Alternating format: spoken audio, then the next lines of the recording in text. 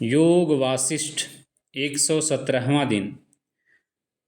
यज्ञस्येयम् अनन्तानां दुःखानां कोशमालिका यस्य त्वयम् अनंतानां सुखानां कोशमालिका। वशिष्ठ ने आगे कहा, हे राम, विगत कर्मों के वेग से कुम्हार के चाक की तरह चलने वाली काया में रहने पर भी जो सतपथ पर चलता है, वह जो कर्म करता है उसका दोष उसे नहीं लगता। इस अवस्था में उसकी काया सुख देती है और उसकी आत्मा को मोक्ष दिलाती है। उसे इस काया में दुख नहीं होता।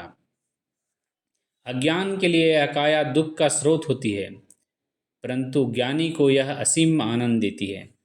जब जीवन काल समाप्त होता है तो व्यक्ति यह नहीं सोचता कि मैं इसके कारण घाटे में रहा, क्योंकि यह काया उसको इस संसार में लाती है और उसे स्वतंत्रता तथा प्रसन्नतापूर्वक विचरण कराती है। इसलिए काया को ज्ञान का वाहन कहा जाता है।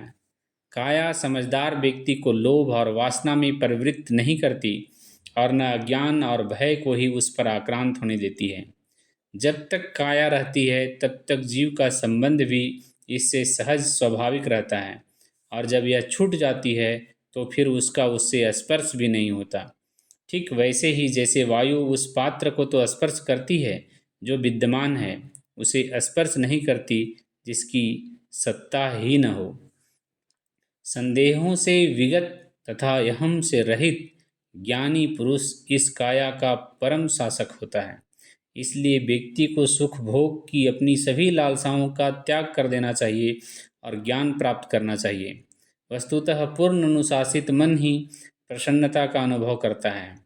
बंदी राजा जब मुक्त होता है तो वह एक रोटी से प्रसन्न हो जाता है, परंतु जो राजा बंदी नहीं, उसे वैसी प्रसन्नता प्राप्त नहीं होती, भले ही उसने एक नए राज्य को हस्तगत कर लिया हो।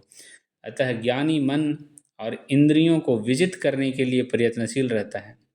यह विजय उन विजयों से बड़ी होती है जो बाहरी शत्रुओं पर प्राप्त की जाती है।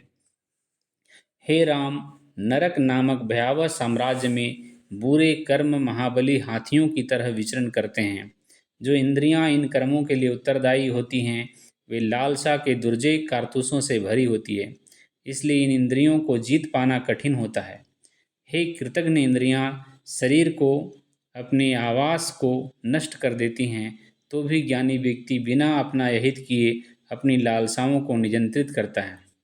ठीक वैसे ही जैसे बिना हाथी यहित किए फंदा उसे नियंत्रित करता है, अपनी इंद्रियों को नियंत्रित रखने वाले ज्ञानी व्यक्ति को जो आनंद प्राप्त होता है वह उस राजा के आनंद से कहीं बढ़कर होता है जो किसी नगर पर शासन करने से उसे प्राप्त होता है।